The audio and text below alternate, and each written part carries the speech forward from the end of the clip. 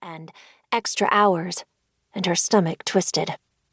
Val had taken Mira to It's Fashion last week because she was outgrowing all of her clothes. Mira's heart had dropped at the total on the register, and she didn't mention she needed new shoes, too. The only shoes that still fit her were flip-flops. Was Val talking about how much the clothes had cost? Mira and Beans finished making the pancakes, and Val appeared in the kitchen doorway. "Can you watch the girls tomorrow afternoon, Mira? At the library? I'm going to help Abby." Abby owned a cleaning service. If she had an apartment move in or move out on a day when Shampooch Palace was closed, she often asked Val for help. Again? Mira thought. But she turned her lips up into a quick smile and nodded before nibbling at her breakfast. She focused on the warmth of the pancake on her tongue, along with the sweetness of the syrup, trying to bring back that special Saturday morning feeling she used to get when Papa was still here.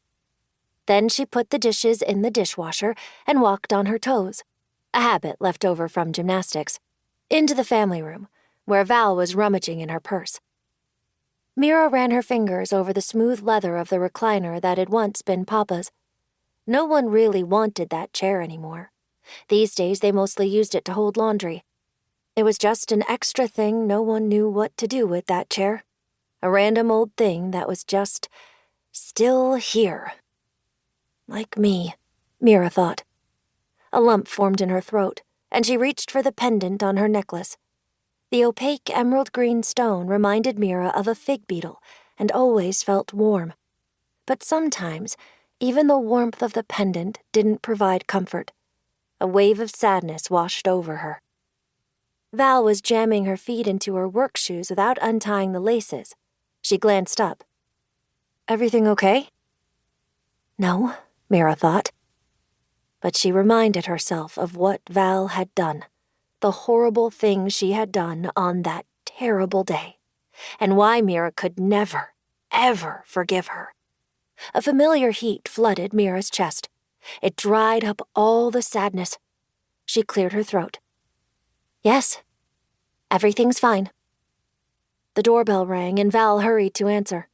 Some instinct made Mira glance out the window that faced the back porch. Even at that distance, she could see the bird in the magnolia tree. It hadn't flown off. It had only moved from the front yard to the back, its golden presence unmistakable. Though she would have thought it difficult to see her from that far away, and through a sheer curtain no less, it did seem to be watching. Not foraging, not building a nest, just watching. That bird was too big, too bright, too strange. It didn't fit in around here any better than Mira did. What was it doing here? Where had it come from? Chapter 2. Glass Pond wasn't any good for swimming. Mira knew that. Everyone in between Georgia knew that. And even if they hadn't, they wouldn't have been able to try it out for themselves. The pond behind the Marathon gas station was locked up tight, surrounded by a tall wooden fence someone had painted black, and fronted by a collection of cypress and holly trees interwoven with vines. The gate wasn't operable, or didn't seem to be. There wasn't a latch in view. No admittance signs were plastered everywhere.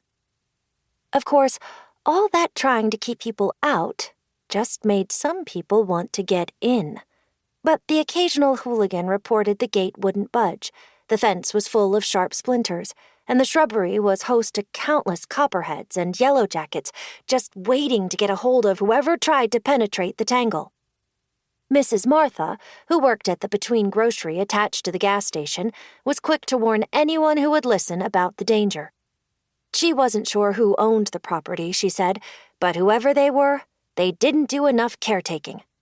She whispered about some people who had drowned there, once upon a time, and laughed off the more outlandish rumors that were bound to circulate in a town where there wasn't quite enough to occupy everyone's time. The rumors were of the ridiculous sort. Even Papa had said so. How Glass Pond supposedly led to someplace else. How it vomited up the strange characters who appeared randomly, confused and disoriented.